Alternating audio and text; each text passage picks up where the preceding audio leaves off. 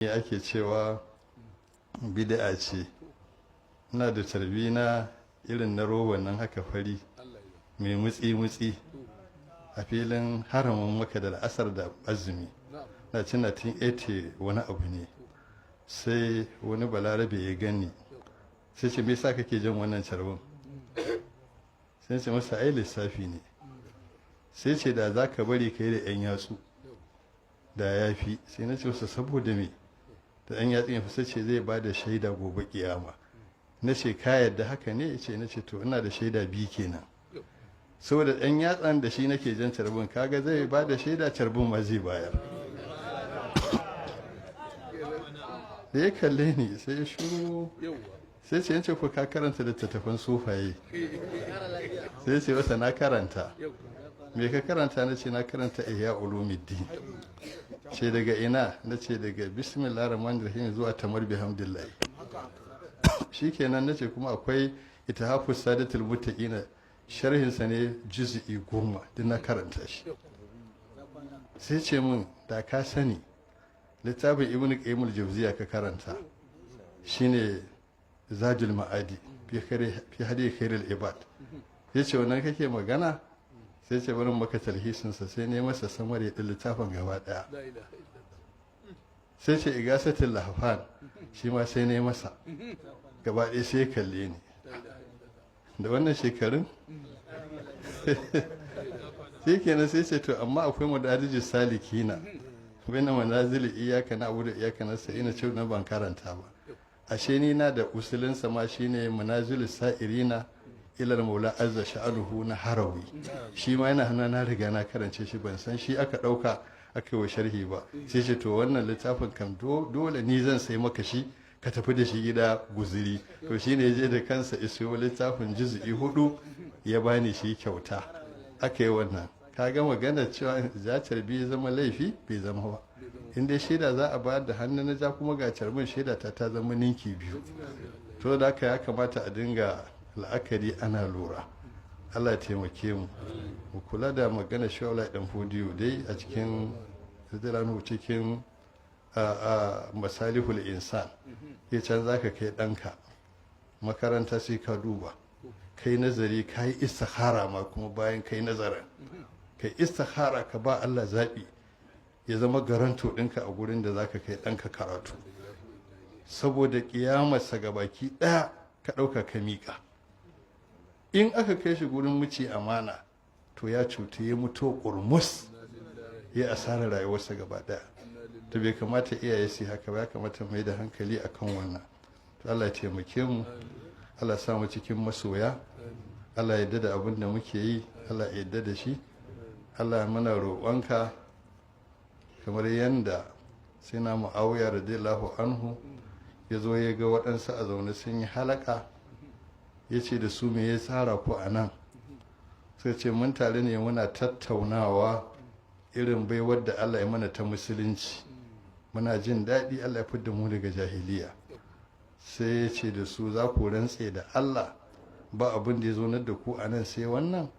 sai ce mun rantse da Allah ba abin da ya zaunar da mu sai wannan.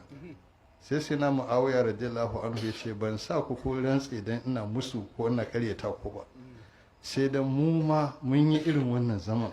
manzo Allah sallallahu alaihi wasallam ya fito igan mu ya tambaye mu me kuke yi? wace mun tare ne muna tattauna irin baiwar da Allah ya mana ta musulunci da fidda mu daga jahiliya da yi. sai annabi sai ya ce da su za ku rantse da Allah ba abin da ya zauna da ku sai wannan? suka rantse da Allah ba abin da ya zauna da su sai wannan.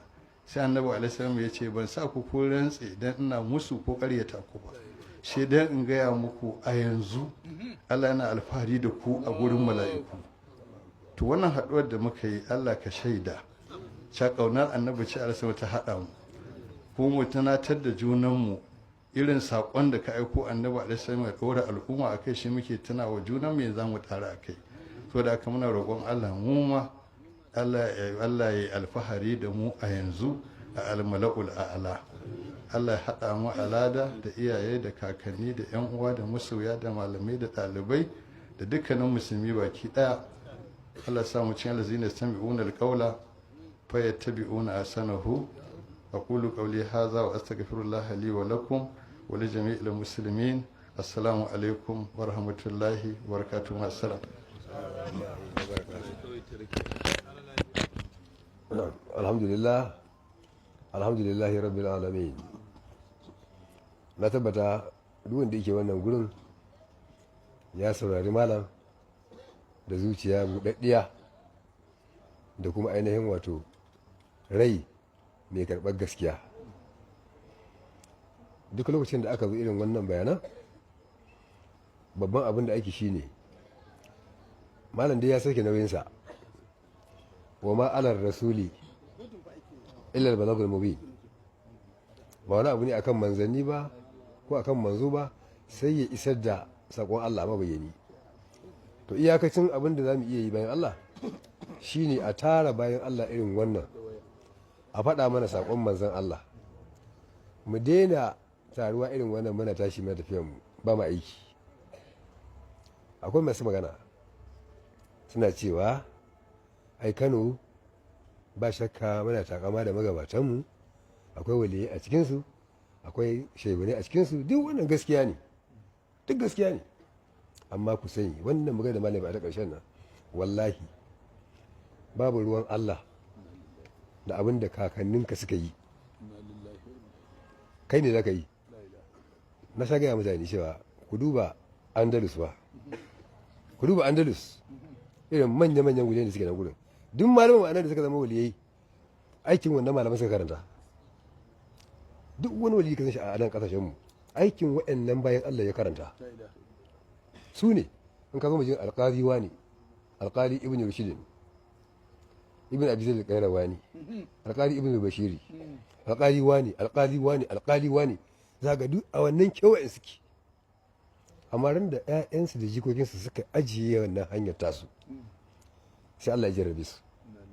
Yau in ka shiga cikin Andalus baka isa kai kiran sallah ba, ka sa laspika ka ce Allahu akbar, baka isa ba. Allah wallahi, da akwai masallaci ina na algaba ta mana Ustuwanat, ya san abin nan Ustuwana